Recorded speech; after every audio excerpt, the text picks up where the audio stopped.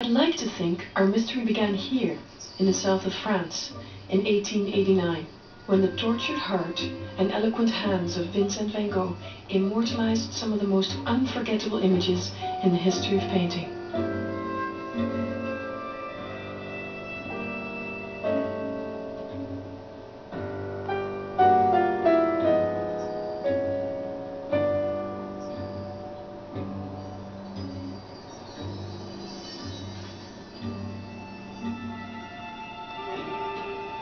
But I know it may have begun here, in the 1920s, when a clever but too greedy art dealer named Otto Wacker hatched a scheme that became the scandal of Europe and reverberates through the art world to the present day.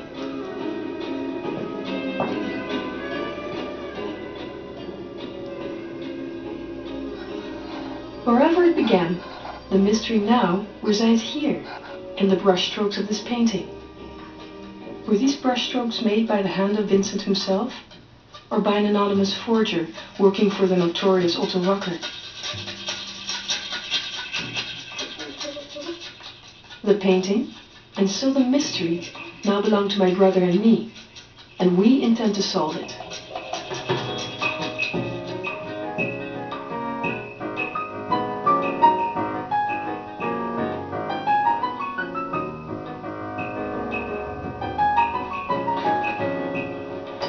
I'd like to get rid of all the stuff here. Yeah, okay. Well, see, one of the words that seems to be used consistently is the paintings are muddy. It's not a Van Gogh because it's muddy. It doesn't have that snap. Yeah. Does this have snap or not? Okay, it doesn't have snap. Well, in my opinion, it does have snap. Maybe it needs to be cleaned a bit. Yeah, but it does. But you know, but the only way you can do that. Yeah. He said, closer do this thing and take the environment out. You just look at the painting itself, and then you decide whether it has snap. But I find if you look at the ectochrome, the actual transparency, it has a tremendous amount of snap. I think so too. You know? It's very snappy. It's snappy. It's snappy. Let's just face it. Yeah. And we are. If it is a Van Gogh, if it's an authentic painting, I would like to hope it's worth many millions of US dollars. The previous ones that have gone on auction all have gone from the base of, say, $20 million, and then within 10 minutes we're up to 60 or 70, $80 million. So. Finding you own a genuine Van Gogh, or Van Gogh, as it is said by the Dutch, is the kind of thing that could change your life. And this painting has already changed mine. My name is Monica de Jong, and I've devoted much of the last 6 years to the study of our painting, or as much of them as I could spare for my children, Gabriella and Nico. What I do is this. I know what you do. I know how you do it. I know how you do it. That's why I did not watch. Stand out of the way. No, I know how. I don't yeah. My son Nico is named for my own father, Nico de Jong, the man who brought the painting into my life. The painting came into my possession when I went to Europe to finalize the dividing of my father's estate. And me and my brother Michael and my father's wife sat down and looked at all the artwork that hadn't been sold. So the painting was something that Michael and I were interested in having, because it sounded like it might be a bit of a ride, a bit of an adventure to solve the mystery of the painting.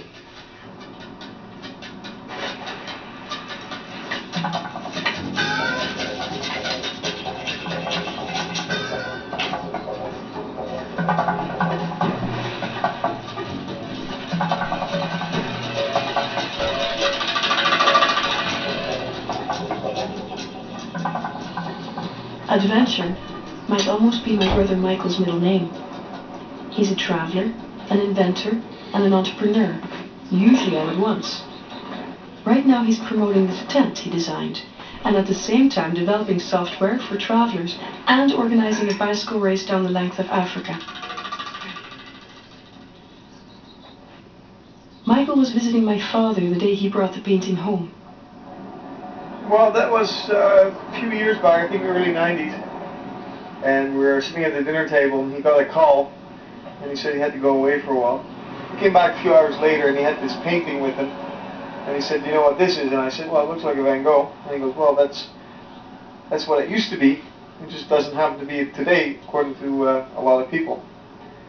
So he said, "But there is some controversy attached to it, because it's been a fake. It's been authenticated. It's been a fake, and then authenticated again, and now it's unauthenticated." For all his working life, my father was an art dealer in Amsterdam, a business he learned and took over from his father, Jan de Jong. Their gallery, Van Bisseling and Company, on Het Rokin, had bought and sold a number of Van Goghs over the years. But this one, with the huge question mark over it, was to him perhaps the most interesting. He liked the dream. He liked to hold on to the dream. So to just hang that painting on the wall and to look at it and to smoke his pipe and to think, what if? Because a lot of questions are unresolved. A lot of questions haven't been answered. The questions arose largely from this man's conviction that her painting was genuine. Jacob Bartholomeeu's catalogue of Van Gogh's work has been the authority on Van Gogh since its first edition in 1928. He included her painting as genuine and gave it the catalogue number F for La Faye 614, which is how it's been known ever since. But as we'll see, the La Faye too flip-flopped on F614. So, this is the painting. Bogomila Welsh of Charov is Canada's and maybe the world's foremost Van Gogh scholar. She knew my father and helped me a great deal, beginning with a tour through the various editions of Bartholomeeu's catalogues. And the first volume I suggest is you start, of course, with Bart de la Faye, Right. the Dutch, I guess, so-called art historian, in his own right, the first catalogue raisonné for Van Gogh. And in the 1928 edition, de la Faye too considered your painting a genuine Van Gogh. Mm-hmm. So here you have great hopes. Right. And then what happened was, he immediately retracted because there was a big scandal. Mm-hmm.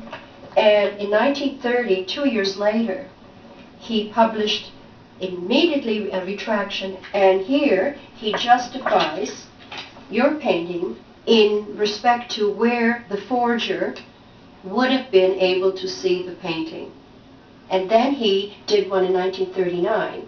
And in this book it's considered authentic as well? That's right. Okay. That's right. In fact, it's right here. You can see that after he decided that it was a fake, he retracted and one more time put it into the... Well, he changed his mind. Hmm. But finally and ultimately, the new edition by the new people working on it, a whole committee, was the 1970 Right. Van Gogh edition. The committee do, in fact, reject it once again, and they have placed it along with another Cypress that was in the Wacker trial.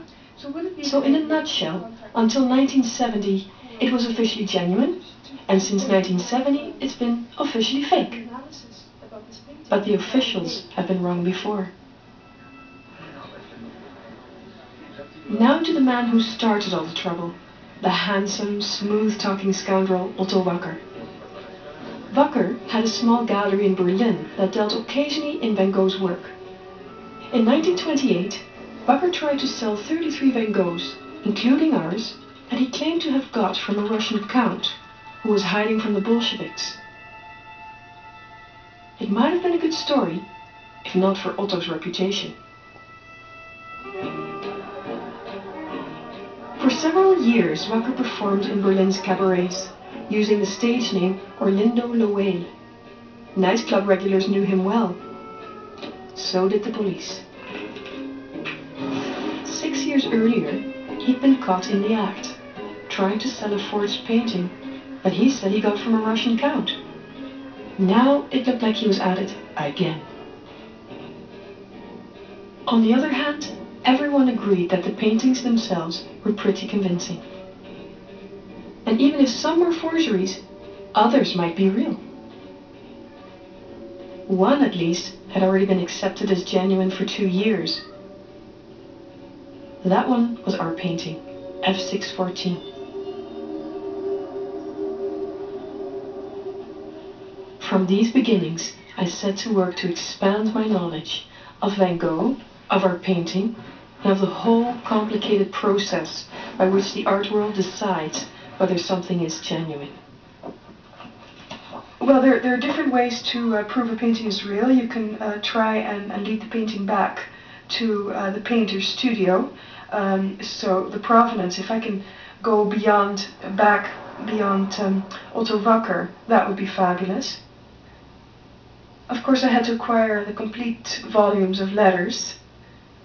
In there, it was suggested there are one or two lines in letters of his that might refer to our painting. I've had some glorious days, and I have set even more canvases going, so that there are 12 size 30 canvases in prospect.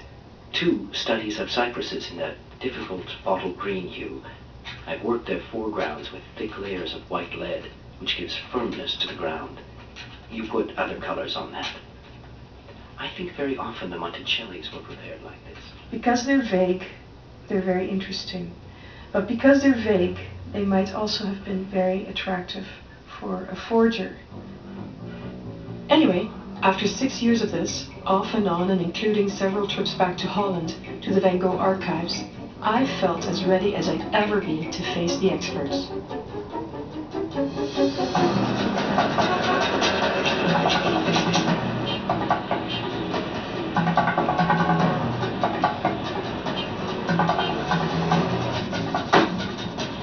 I've come to Toronto to join Michael on a journey that will take us to Ottawa and Holland and the people who should be able once and for all to solve the mystery.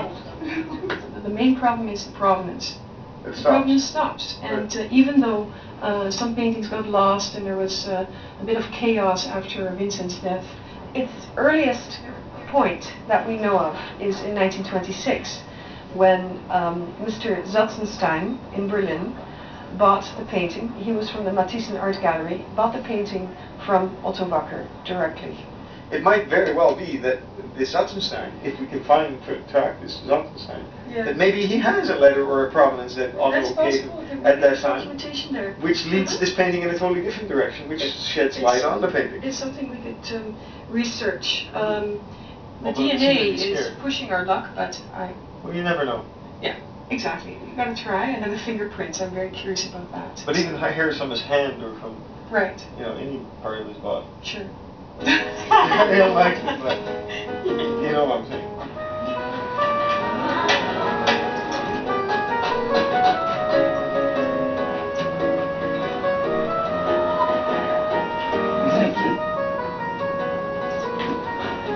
Do you think if Van Gogh lived today and owned all his own paintings, that he would be one of the richest men alive? If you think about it, how many early period paintings are there? 1,000? 500? Let's say it's 100. And the average selling price for those would be 20 million.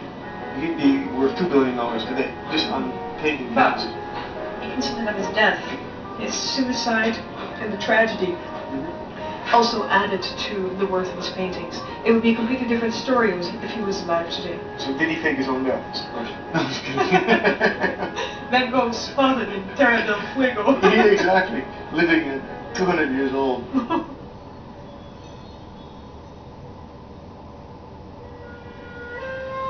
The same thing that has given us such insights into Van Gogh's life has made him an easy target for forgers. His letters to his brother Theo. My dear Theo. In them he describes his pictures in detail and specifies exactly what paint and canvas he uses. Also, 2 large tubes cobalt, 1 large tube emerald, 1 large tube chrome 1. He even provides sketches for those who would create new Van Goghs at will. On top of this, he often produced many pictures of the same subject, like the 7 known versions of the sunflowers. I know of at least 3 undisputed cypresses, such as this one, number F613 in the Lafayette catalog. Because it is often very difficult to detect a clever forgery, scientific investigation has become crucial.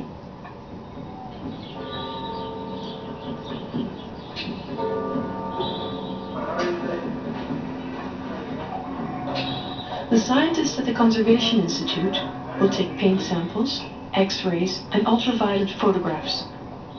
And perhaps most exciting, they will look for anything that might yield DNA. This could prove beyond a doubt that the artist was Van Gogh.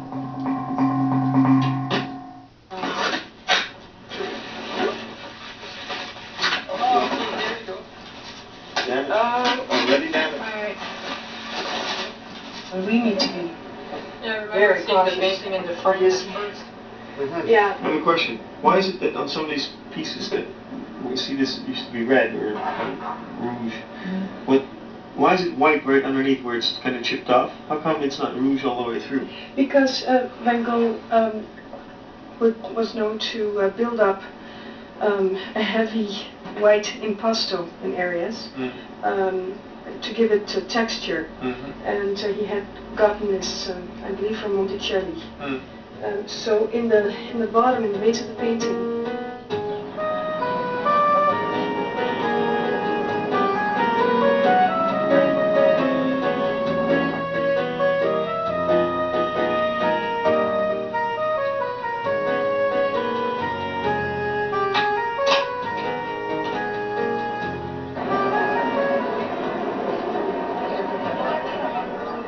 cheers Well, cheers. to Bucker. why not? Why not? Walker, you were a hell of a crook. Whatever you did it well. But not good enough, for Otto Wacker was arrested and charged with selling forgeries. The papers loved it. For a year, he had the experts at each other's throats. Bart Lafaye, the man who wrote the catalogue, still thought at least 3 were genuine, including F614, which sat behind Wacker throughout the trial. H.P. Bremer, another Dutch Van Gogh expert, thought F614 not only genuine, but outstanding. Nonsense, replied the German critics. They are all fakes, including the so-called experts from Holland. Otto Wacker protested that if they were fake, he was as much a victim as anyone else. But since he couldn't produce either the Russian count or an actual forger, the judges sent him to jail for a year and a half. And though they proved at least 2 of the paintings to be false, F614 was not one of them. No one has ever been able to identify the supposed forger of our painting.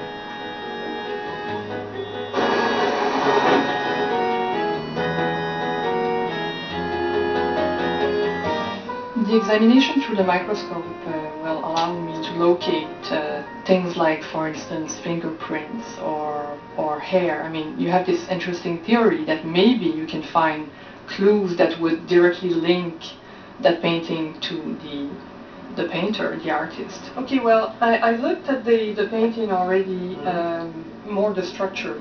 Okay, Yeah. and there's a varnish on it. On the canvas. On the paint. No. Oh, On the paint. I can show you a few areas, but there's all kinds of things like embedded in the. That's quite an interesting area. So you can see that there's quite a lot of dirt there, and that it makes it. You might not see the imprint as There's much. a lot of crap on here. Oh yeah. There's a red hair. I see a red hair. Can I see? It's in the lower left corner. How are you making it up? No, I am not. Yeah, there's a red hair there. There is a red hair, isn't there? It's curly. Yeah. Okay, Tomingo. That's it. Yeah, in the left column, right? Here, bottom. Yeah.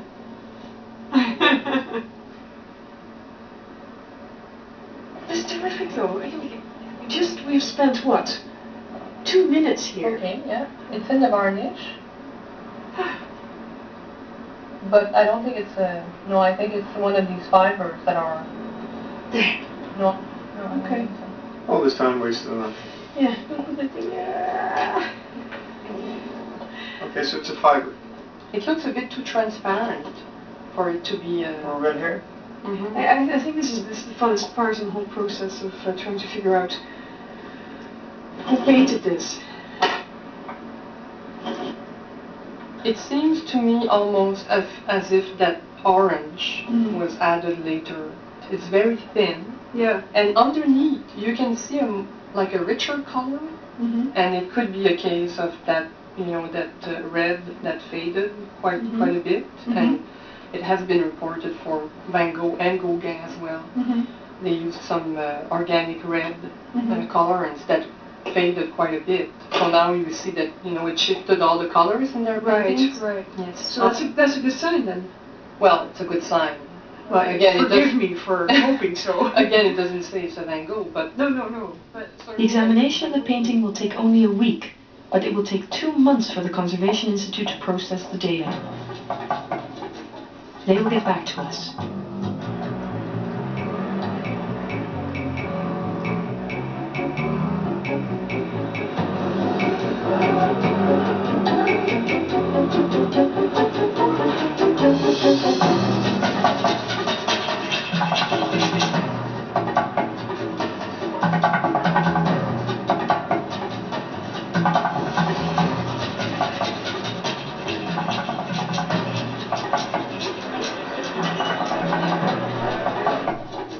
We've had the painting sent to the Van Gogh Museum, where they know more about Van Gogh's style and technique than anyone on earth.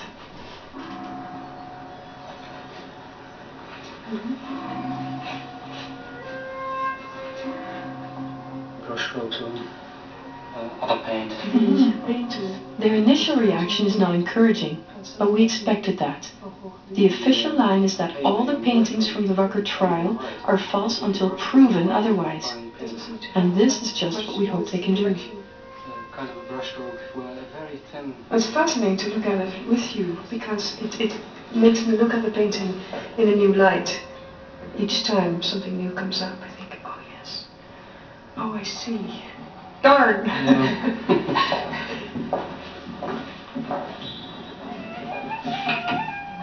My absolute favorite thing is to visit the museum's archives, to immerse myself in another time, looking for that special gem of information that everyone else has missed.